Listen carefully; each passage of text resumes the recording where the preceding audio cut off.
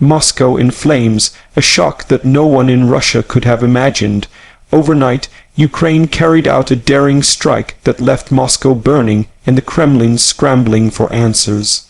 This sudden and devastating attack has not only shaken Russia's sense of security, but has also changed the dynamics of the war in ways that will be remembered for years to come. What happened in the Russian capital is more than just a military incident. It's a symbol of Ukraine's determination to hit back at the heart of its aggressor. Hello everyone, welcome back to the World Conflict Monitor channel. Please subscribe to my channel because today we will dive deep into this extraordinary event, break down what really happened, and explain its larger meaning for the ongoing war. The story is simple in its outline, but explosive in its implications. Ukrainian forces launched a precision strike on Moscow using advanced long-range drones and possibly Western-supplied technology. These weapons penetrated Russia's layered defenses, striking fuel depots, communication hubs, and industrial facilities near the city.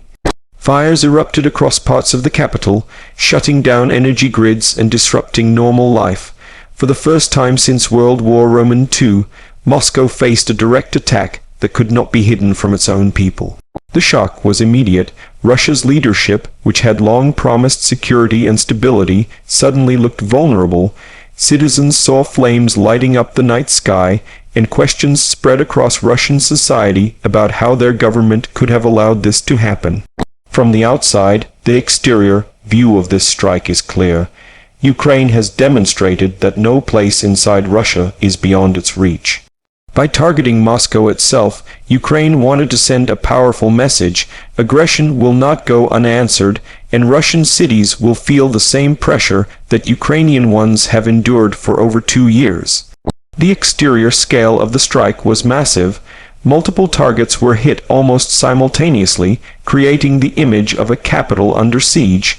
Emergency services rushed into action, but videos from locals showed fireballs, smoke columns, and explosions that could not be censored. Moscow's international image of strength was shattered in a single night, showing the world that Russia's fortress was not impenetrable. Inside, the interior reaction was even more telling. Russian citizens felt the war come home. Until now, many had viewed the conflict as something distant, happening in Donbas or in Ukrainian cities like Kiev and Kharkiv. But suddenly, Muscovites were hearing explosions outside their windows, watching infrastructure burn, and feeling the uncertainty Ukrainians know too well. The government tried to downplay the scale of the damage, but ordinary people could not ignore what their own eyes showed them. The interior feeling of fear, anger, and betrayal spread quickly, shaking the Kremlin's carefully built narrative. When we talk about performance, this attack was nothing short of a masterstroke for Ukraine. Militarily, it showed extraordinary precision, planning, and timing. Ukraine managed to bypass some of the most advanced Russian air defenses, including systems like the S-400, which Moscow has boasted about for years. The performance of these drones and long-range systems was exceptional, achieving results that had both practical and psychological impact. By knocking out fuel depots, communication centers, and parts of Moscow's critical infrastructure, Ukraine disrupted not only the city's daily operations, but also Russia's broader war logistics. The fact that such a strike could be carried out under Russia's heavily guarded airspace is proof of Ukraine's evolving capabilities and its determination to escalate when necessary. Safety features in this situation can be understood as both defensive and offensive measures. Russia has invested billions into shielding Moscow with anti-aircraft systems, radar networks, and electronic warfare tools, yet the strike exposed the cracks in these supposed safety features. The S-400s failed to intercept all incoming drones, radar systems were overwhelmed, and fire control units were too slow to prevent widespread damage. On the other side, Ukraine showed its ability to maximize safety for its own operators.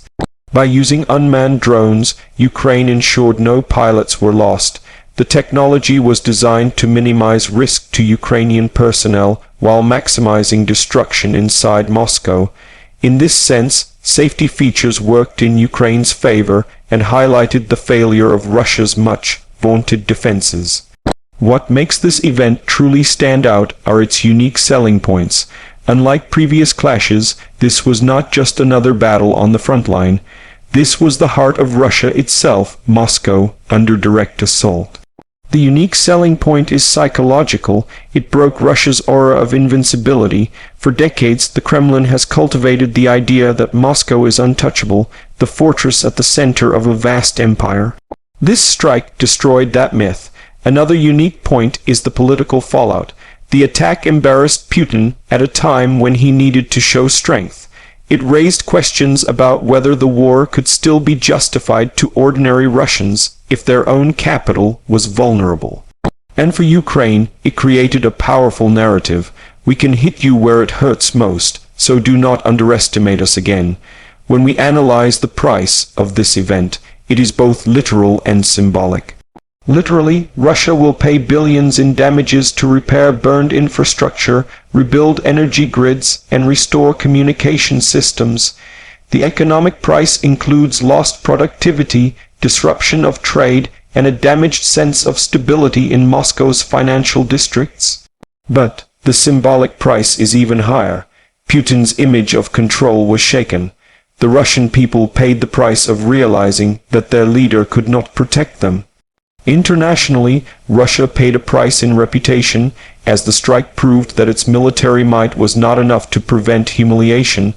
On the Ukrainian side, the price was risk. By striking Moscow, Ukraine risked severe retaliation. But Kiev calculated that the benefits outweighed the risks, and for now, the symbolic victory is theirs. In conclusion, the flames in Moscow are more than just burning buildings. They represent the burning illusion of Russian dominance. Ukraine has shown that even the capital of the aggressor is within reach. This changes the war not just militarily but psychologically, politically, and diplomatically. For Ukraine, it is a moment of pride, a demonstration of courage and capability. For Russia, it is a moment of vulnerability, a reminder that no amount of propaganda can hide the reality of war once it comes home. As the world watches, one thing is clear: the conflict has entered a new and dangerous phase. The question now is how Russia will respond, and whether Moscow's flames will ignite an even greater escalation. Stay tuned, because the war is far from over, and what happens next could reshape the future of Europe. This event will be studied for years, not just for its military details, but for its symbolism. It shows that wars are no longer confined to borders, that technology can level the playing field, and that even superpowers are not immune to surprise attacks. The attack on Moscow is a warning to Russia, a boost to Ukraine, and a lesson to the entire world. No fortress is truly safe in modern warfare, and as the fires burn out, the questions only grow hotter. Will Russia double down and strike back harder, or will this shock force its leadership to reconsider the war it started? Only time will tell, but for now, Ukraine has proven that it can strike at the heart of its enemy.